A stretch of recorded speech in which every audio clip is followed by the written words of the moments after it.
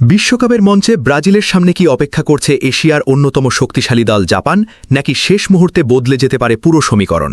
Group পর্বের শেষ match এখনও বাকি, কিন্তু বর্তমান পরিস্থিতি বলছে রাউন্ড অফ 32-তে ব্রাজিলের সম্ভাব্য প্রতিপক্ষ হিসেবে সবচেয়ে বেশি এগিয়ে রয়েছে জাপান। ফুটবল প্রেমীদের মধ্যে ইতোমধ্যেই শুরু হয়ে গেছে আলোচনা। যদি সত্যিই ব্রাজিল ও জাপানের মুখোমুখি লড়াই হয়, তাহলে সেটি হতে পারে নকআউট পর্বের সবচেয়ে আকর্ষণীয় ম্যাচগুলোর একটি। আজকের এই প্রতিবেদনে আমরা বিস্তারিতভাবে তুলে ধরব পুরো সমীকরণ, কেন জাপানি ব্রাজিলের সম্ভাব্য প্রতিপক্ষ হয়ে উঠছে, কোন পরিস্থিতিতে এই হিসাব বদলে যেতে পারে এবং কখন অনুষ্ঠিত হতে পারে বহুল প্রতীক্ষিত এই ম্যাচ। ফিফা বিশ্বকাপের নকআউট পর্বের ফিক্সচার অনেক আগেই নির্ধারণ করে রাখা হয়েছে, অর্থাৎ কোন গ্রুপের চ্যাম্পিয়ন কোন গ্রুপের রানার্স আপের বিপক্ষে খেলবে সেই হিসাব আগেই ঠিক করা থাকে। সেই নিয়ম অনুযায়ী সি গ্রুপের শীর্ষস্থানীয় দল মুখোমুখি হবে এফ গ্রুপের দ্বিতীয় স্থানে থাকা দলের। অন্যদিকে সি গ্রুপের রানার্স আপ খেলবে এফ গ্রুপের চ্যাম্পিয়ন দলের বিপক্ষে। তাই এখন সবার নজর শুধু একটি প্রশ্নে, সি গ্রুপে ব্রাজিল কি শীর্ষস্থান ধরে রাখতে পারবে, আর এফ গ্রুপে দ্বিতীয় স্থানে শেষ পর্যন্ত কোন দল থাকবে? বর্তমান অবস্থার দিকে তাকালে দেখা যায় সি গ্রুপে এখনও শীর্ষস্থান দখল করে আছে ব্রাজিল। দুটি ম্যাচ খেলে সেলেসাউদের সংগ্রহ 4 পয়েন্ট। প্রথম 2 ম্যাচে ব্রাজিল এমন একটি অবস্থান তৈরি করেছে যেখানে তাদের সামনে গ্রুপ চ্যাম্পিয়ন হওয়ার সুযোগ অনেকটাই উজ্জ্বল। সামনে রয়েছে স্কটল্যান্ডের বিপক্ষে গুরুত্বপূর্ণ ম্যাচ। এই ম্যাচে যদি ব্রাজিল জয় তুলে নিতে পারে, তাহলে 7 পয়েন্ট নিয়ে তারা নিশ্চিতভাবেই গ্রুপের শীর্ষস্থান ধরে রাখবে। সেক্ষেত্রে সি গ্রুপের 1 নম্বর দল হিসেবেই তারা নকআউট পর্বে যাবে। ব্রাজিলকে নিয়ে সমর্থকদের আত্মবিশ্বাসেরও যথেষ্ট কারণ রয়েছে। দলটি ধীরে ধীরে নিজেদের ছন্দ খুঁজে পাচ্ছে। গুরুত্বপূর্ণ খেলোয়াড়রা ফর্মে ফিরছেন, আক্রমণভাগ আগের চেয়ে অনেক বেশি কার্যকর দেখাচ্ছে এবং রক্ষণভাগও বেশ সংগঠিত। তাই স্কটল্যান্ডের বিপক্ষে ব্রাজিল জয় পাবে এমন বিশ্বাস অনেক সমর্থকের মধ্যেই রয়েছে। যদি সেই প্রত্যাশা বাস্তবে পরিণত হয়, তাহলে ব্রাজিল গ্রুপ চ্যাম্পিয়ন হিসেবেই রাউন্ড অফ 32-তে প্রবেশ করবে। এখন আসা যাক এফ গ্রুপের জটিল সমীকরণে। এই গ্রুপে বর্তমানে 4টি দল রয়েছে: নেদারল্যান্ড, জাপান, সুইডেন এবং তিউনিশিয়া। 4টি দলই ইতোমধ্যে 2টি করে ম্যাচ খেলেছে। বর্তমান পয়েন্ট টেবিলে নেদারল্যান্ড রয়েছে শীর্ষে, তাদের সংগ্রহ 4 পয়েন্ট। সমান 4 পয়েন্ট নিয়ে দ্বিতীয় স্থানে রয়েছে জাপান।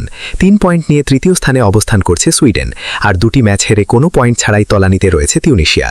গ্রুপের শেষ রাউন্ডে নেদারল্যান্ড মুখোমুখি হবে তিউনিশিয়ার, অন্যদিকে জাপানের প্রতিপক্ষ সুইডেন। কাগজে কলমে হিসাব করলে নেদারল্যান্ডের ম্যাচটি তুলনামূলক সহজ, কারণ তিউনিশিয়া এখন পর্যন্ত কোনো পয়েন্ট অর্জন করতে পারেনি এবং তাদের পারফরম্যান্সও খুব একটা আশাব্যঞ্জক নয়। ফলে অনেকের ধারণা নেদারল্যান্ড শেষ ম্যাচে জয় তুলে নিয়ে 7 পয়েন্টে পৌঁছে যাবে এবং গ্রুপ চ্যাম্পিয়ন হিসেবেই শেষ করবে। যদি নেদারল্যান্ড সত্যিই 7 পয়েন্ট নিয়ে শীর্ষে থাকে, তাহলে পুরো মনোযোগ চলে যাবে জাপান ও সুইডেন ম্যাচের দিকে, কারণ এই ম্যাচের ফলই নির্ধারণ করবে এফ গ্রুপের দ্বিতীয় দল কে হবে, আর সেই দলকেই সম্ভবত মোকাবেলা করতে হবে ব্রাজিলকে। জাপানের বর্তমান অবস্থান বেশ শক্তিশালী, তাদের সংগ্রহ 4 পয়েন্ট, যেখানে সুইডেনের আছে 3 পয়েন্ট। অর্থাৎ ম্যাচটি ড্র হলেও জাপান 5 পয়েন্ট নিয়ে সুইডেনের ওপরে থাকবে। শুধু তাই নয়, গোল ব্যবধানের দিক থেকেও জাপান তুলনামূলক ভালো অবস্থানে রয়েছে। ফলে ড্র হলেও জাপানের দ্বিতীয় স্থান ধরে রাখার সম্ভাবনা খুব বেশি। অন্যদিকে যদি জাপান ম্যাচটি জিতে যায়, তাহলে তারা 7 পয়েন্টে পৌঁছে যাবে। সেক্ষেত্রে নেদারল্যান্ডও যদি জেতে, তাহলে গোল ব্যবধানের হিসাব সামনে আসতে পারে। তবে অধিকাংশ সম্ভাবনার হিসাব বলছে জাপান অন্তত দ্বিতীয় স্থান নিশ্চিত করতে সক্ষম হবে। তাই বর্তমান সমীকরণ অনুযায়ী ব্রাজিলের সম্ভাব্য প্রতিপক্ষ হিসেবে জাপানের নামই সবচেয়ে বেশি আলোচনায় রয়েছে। তবে ফুটবল অনিশ্চয়তার খেলা, একটি ম্যাচের ফল পুরো চিত্র বদলে দিতে পারে। যদি সুইডেন জাপানকে হারিয়ে দেয়, তাহলে পরিস্থিতি সম্পূর্ণ ভিন্ন হয়ে যাবে।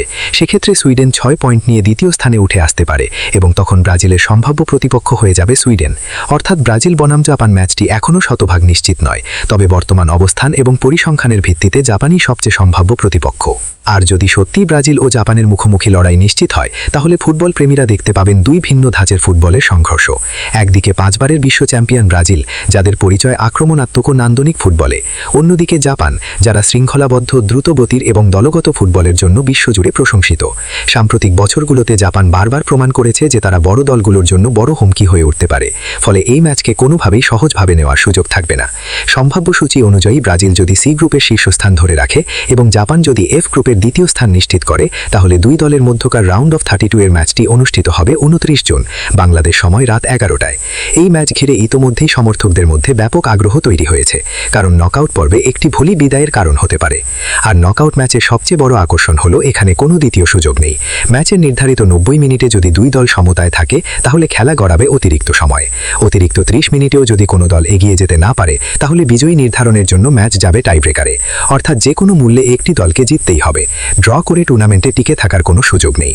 এ কারণেই সম্ভাব্য ব্রাজিল বনাম জাপান ম্যাচটি হতে পারে রুদ্ধশ্বাস এক লড়াই। ব্রাজিলের তারকাচকিত আক্রমণ আক্রমণভাগ, জাপানের সংগঠিত রক্ষণ, দুই দলের জয়ের প্রবল ক্ষুধা এবং নকআউটের চাপ সবকিছু মিলিয়ে এটি বিশ্বকাপের অন্যতম আলোচিত ম্যাচে পরিণত হতে পারে। তবে তার আগে অপেক্ষা করতে হবে গ্রুপ পর্বের শেষ ম্যাচগুলোর জন্য, কারণ ফুটবলে শেষ বাঁশি বাজার আগে কিছুই নিশ্চিত নয়। এখন পর্যন্ত পাওয়া সমীকরণ অনুযায়ী ব্রাজিল যদি স্কটল্যান্ডকে হারিয়ে গ্রুপ চ্যাম্পিয়ন হয় এবং জাপান যদি সুইডেনের বিপক্ষে অন্তত ড্র করতে পারে, তাহলে রাউন্ড অফ 32-তে দেখা যাবে বহুল প্রতীক্ষিত ব্রাজিল বনাম জাপান দ্বৈরথ। আর সেই ম্যাচে জয়ী দলই এগিয়ে যাবে পরবর্তী রাউন্ডে। তাই আগামী কয়েকদিন শুধু ব্রাজিল নয়, জাপান ও সুইডেনের ম্যাচের দিকেও নজর থাকবে বিশ্বজুড়ে কোটি কোটি ফুটবল সমর্থকের, কারণ সেই ম্যাচই নির্ধারণ করে দিতে পারে ব্রাজিলের নকআউট পর্বের প্রথম প্রতিপক্ষের নাম।